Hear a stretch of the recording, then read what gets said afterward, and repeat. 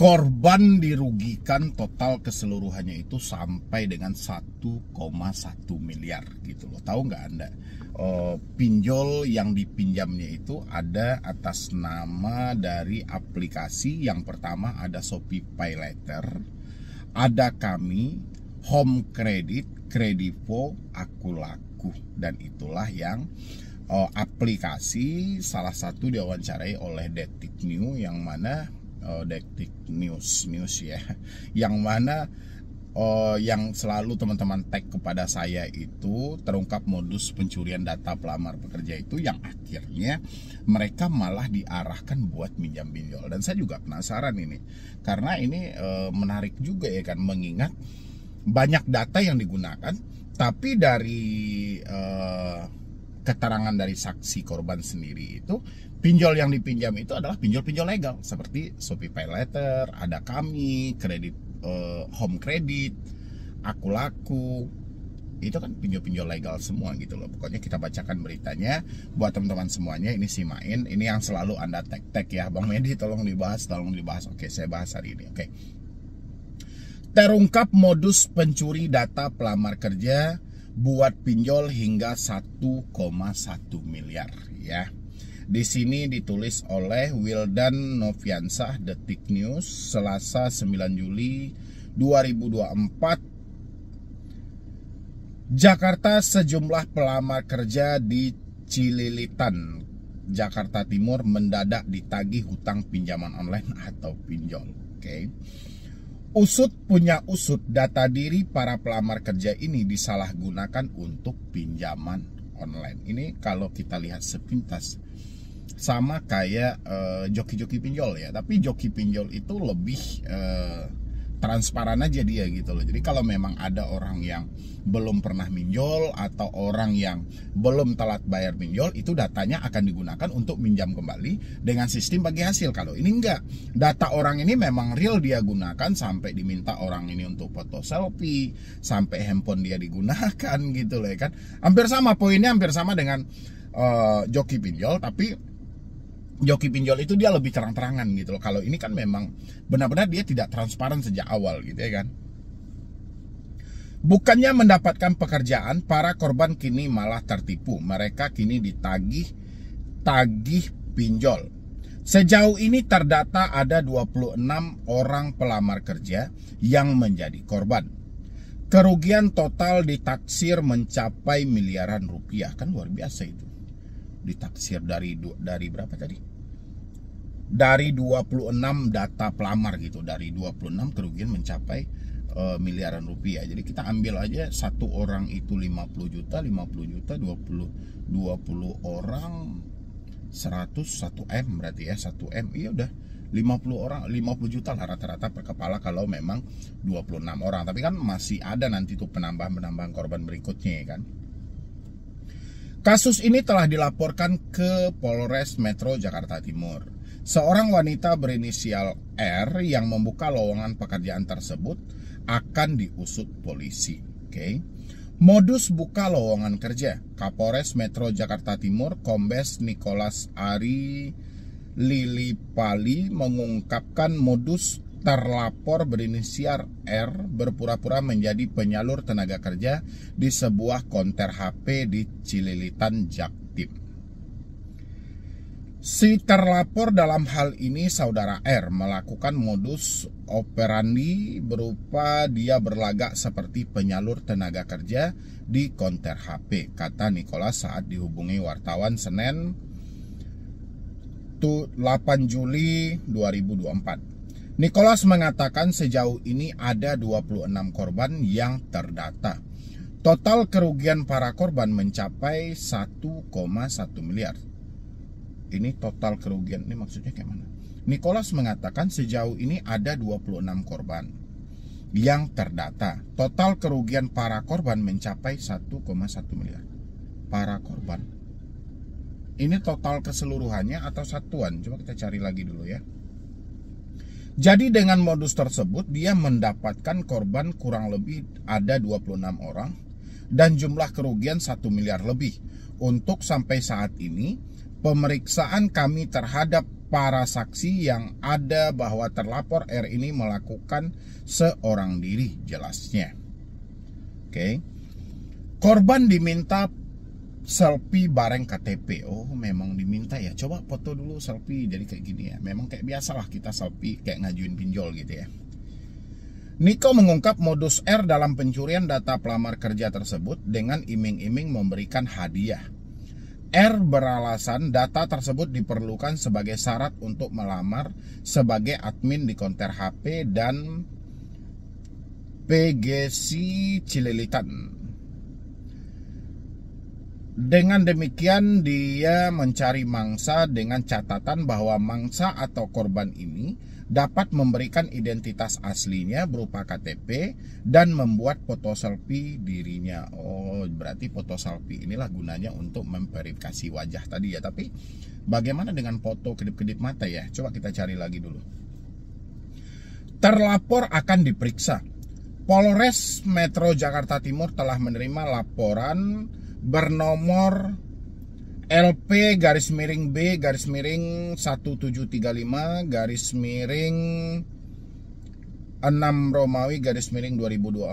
SPKT Polres Metro Jakarta Timur Polda Metro Jaya 5 Juni 2024. Terlapor dalam kasus ini akan diperiksa. Selanjutnya kami akan memeriksa terlapor dalam hal ini satu orang berinisial R tadi untuk diambil keterangannya sebagai saksi. Sementara itu, Niko menjelaskan pihaknya masih mengusut kasus ini. 6 orang saksi korban telah dimintai keterangan. Kami telah memeriksa 6 orang saksi. Dalam hal ini adalah para korban dan kami akan memeriksa terus para saksi lainnya. Dan selanjutnya kami akan memeriksa terlapor dalam hal ini satu orang berinisial R tadi untuk diambil keterangannya sebagai saksi imbuhnya. Oke. Kita lanjut ke halaman berikutnya. Berarti modusnya memang seperti itu ya, diminta dulu untuk foto selfie gitu ya dengan dalih ya macam-macam lah ya alasan dia. Oke. Pengakuan korban mendadak ditagih pinjol. Salah satu korban Muhammad Lutfi 31 warga Ciracas Jakarta Timur mengungkap awal mula dirinya mengetahui data pribadinya telah dicuri untuk pinjaman online atau pinjol. Dilansir antara Minggu 7 Juli, Lutfi menyebutkan ada 27 orang pelamar kerja yang menjadi korban penipuan pelaku berinisial R. Awalnya menurut dia, puluhan pelamar kerja itu dijanjikan pekerjaan dengan syarat menyerahkan KTP dan ponsel bersamaan dengan surat lamaran kepada R. Awalnya menurut dia puluhan pelamar kerja itu dijanjikan pekerjaan dengan syarat menyerahkan KTP dan ponsel bersamaan dengan surat lamaran kepada R selaku karyawan toko ponsel Wahana Store P Sigi sejak Mei 2024. Oke. Jangan-jangan dia yang meminta ini juga terjebak di pinjol ya kan. Dia aksi gali lubang tutup lubang gitu ya kan. Awalnya R terlapor menawarkan pekerjaan sebagai admin konter ponsel. Selanjutnya para korban menyerahkan beberapa persyaratan seperti KTP berikut foto diri, kata Lutfi di Mapolres Metro Jakarta Timur Jumat. Kemudian tanpa seizin dan sepengetahuan korban, ternyata terlapor R telah menginstal aplikasi tertentu di ponsel milik korban. Oh, kayak gitu. Oke. Tiba-tiba ada transaksi tagihan pinjaman dan kredit online, yakninya seperti Shopee Pay Later, Ada Kami, Home Credit, Kredivo, Akulaku, dan lainnya. Sedangkan kami para korban tidak pernah mengajukan transaksi tersebut, ucapnya. Atas kejadian tersebut, para korban dirugikan dengan total keseluruhan tagihan sebesar 1,1 miliar. Oke. Kami kemudian melaporkan kejadian ini ke Mapolres Metro Jakarta Timur. Kami juga menyerahkan kasus ini kepada kuasa hukum kami, ujar Lutfi. Oke, kayak gitu dia modusnya ya. Jadi dia download dulu Ya kan, dia download dulu, dia minta dulu kita untuk foto selfie KTP kayak gini. Habis itu kan tadi diminta untuk menyerahkan KTP, menyerahkan ponsel juga. Jadi di ponsel ini tidak boleh terkunci berarti ya, karena ponsel itu mau dia acak-acak juga gitu ya kan. Jadi memang privasi orang yang dilanggar di sana. Dan habis itu dia download lah aplikasi pinjol. KTP dulu dipoto, habis itu diupdate foto selfie tadi. Terus verifikasinya gimana untuk kedip-kedip mata yang buka-buka mulut kan nggak ada juga dilengkapi ya kan, karena ada beberapa aplikasi juga meminta persyaratan seperti itu. Ketika kita foto diri itu ada juga yang masih minta kedip mata atau buka-buka mulut, supaya menandakan kalau kita ini bukan robot, memang manusia yang bergerak, itu modusnya. Oke. Jadi sepintas yang saya lihat di sini, modus mereka ini nggak jauh beda dari pola-pola yang dibikin oleh joki pinjol. Joki pinjol kan juga seperti itu. Cuman bedanya joki pinjol ini kalau kita bertemu langsung, kan ada juga yang bertemu langsung ya, yang bertatap muka langsung ya, modusnya juga sama. Mereka pasti akan mendownload di handphone kita, tapi mereka nanti memberikan data kontak-kontak fake, kontak darurat fake, ya kan? Kontak yang mereka isi itu entah kontak siapa-siapa aja tapi aktif gitu loh. Kontak darurat juga seperti itu, entah kontak darurat nomor siapa tapi aktif. Ya kan, dengan sistem bagi hasil 60-40. Kalau ini kan enggak, dia enggak bagi hasil sama sekali dan dia mengambil sendiri aja gitu. Tapi dengan dia meminjam seperti di SpyLetter, di Ada Kami, terus Aku Laku, Home Credit, ada apa dengan program pinjol-pinjol besar itu gitu ya kan? Harusnya mereka yang menjadi pinjol besar, pinjol patokan, nggak semudah itu juga gitu loh. Tapi kok begitu mudah, begitu lancar. Sayangnya di sana tidak dijelaskan ya berapa pencairan per satu aplikasi. Contoh kayak Ada Kami mencairkan berapa sih, ya kan? Terus Home Credit juga mencairkan berapa sih gitu loh kan? Shopee PayLater mencairkan berapa sih, biar kita lihat dulu gitu loh ya kan, berapa sebenarnya ini gitu loh. Nanti kita lihat lagi kelanjutan beritanya, pengembangannya seperti apa. Yang jelas kalau modusnya hampir sama dengan joki-joki pinjol, hanya saja ini tidak transparan. Kalau joki kan memang transparan, dia kan, dia mengajak orang yang belum telat bayar pinjol untuk dipakai lagi datanya untuk meminjam ke pinjol berikutnya. Nanti disetting dengan data-data fake dan data kontak semuanya, dengan sistem bagi hasil gitu loh. Poinnya semuanya sih hampir sama ya kan. Ketika dengan joki pun, joki kan cuma menyediakan kontak aja yang fake sama kontak darurat. Sisanya kan Anda yang mengajukan. Joki tinggal ngasih, ini aplikasinya download, ini aplikasinya download. Ya kan Anda yang ngajuin. Nanti kalau udah cair ya sudah, kirim sama mereka 40%, tinggal sama Anda 60% misalnya gitu. Ada juga yang dibagi dua langsung 50-50. Oke.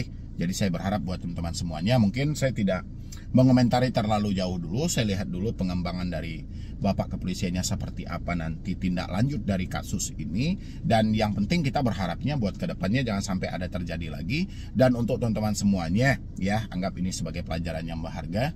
Kalau seandainya ada orang-orang yang meminta kita foto selfie dengan KTP dan segala macam, itu patut untuk kita curigai ya. Karena foto-foto KTP dan selfie itu rasa saya, kalau selfie hanya wajah Anda tanpa KTP sih oke-oke aja. Tapi kalau sudah megang data diri dan segala macam, itu sudah beda hal, itu udah patut untuk dicurigai ya. Mungkin dari saya cuma itu aja dulu buat teman-teman semuanya. Nanti Anda yang mau melanjutkan untuk konsultasi khusus dengan saya, misalnya Anda bertanya soal galbay, telat bayar, tidak mampu bayar, dan risiko-risiko lainnya, teman-teman bisa langsung klik tombol gabung yang ada di bawah nama channel. Nanti scroll ke bawah, Anda ambil konsultasi khusus bersama Medi Broni. Nanti hubungi saya melalui nomor pribadi ya. Jadi sekian dulu dari saya, Medi Broni. Wassalam.